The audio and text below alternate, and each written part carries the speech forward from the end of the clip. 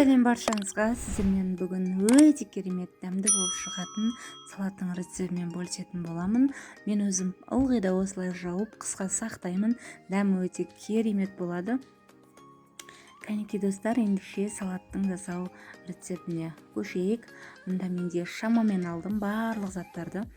Помидор 2 килодан асады. Мұнда болгарский 1,5 кило, 3 дана сәбіз, 3 дана баклажан, 2 бас пияз, және 4 бас сарымсағымыз, 4 штук яғни да, қара бұрышымыз, лавр жапырағы және де татымына қарай тұз қосамыз. Қызып тұрған майымызда ең алдын майымызды құямыз. Майды да шамалап көз мөлшермен құйдым. Пиязымызды қуырып алатын боламыз. Пиязымыз сарғайып бастағанда уже сәбізімізді саламыз. Сәбізімізді де жақсылап қуырып аламыз. Әрқайсысын 5-6 минуттан қуырып отырдым. Майға қуырылғаннан кейін әрқайсының өзіндік дәмі, ерекше дәмі болады. Сәбізіміз қуырылғаннан кейін баклажандарымызды қуырып алатын боламыз. Баклажанымызды да жақсылап қуыруымыз қажет.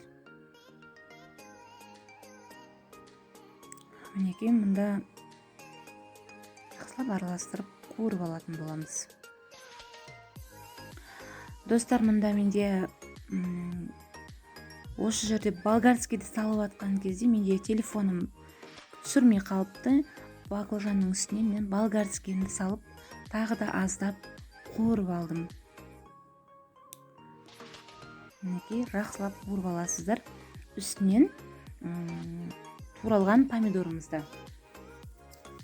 Барлығын мен қолмен турап шықтым. Сіздер барлығын теркадан, мясорубкадан өткізіп жасасаңыздар да болады. Ол кезде икра мүлде басқаша болады. Келесіде мен сіздермен экран рецептімен бөлісетін боламын. Помидордан жасалған, сәбізден жасалған.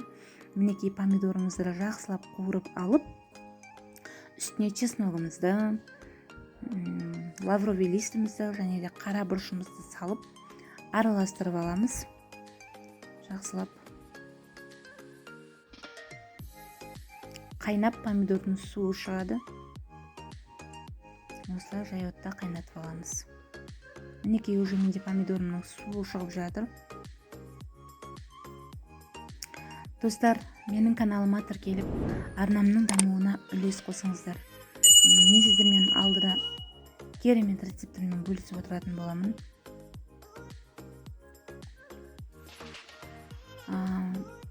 Осы аралықта мен шамамен 1,5 ас қасықтай тұз салдым. Мұнда менде үлкен қасық.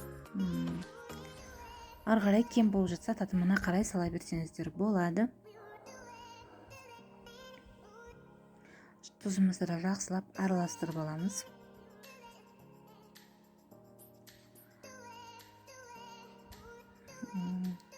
Қапағын жауып, шамамен жарты сағаттай мен жай отта қайнатып алдым.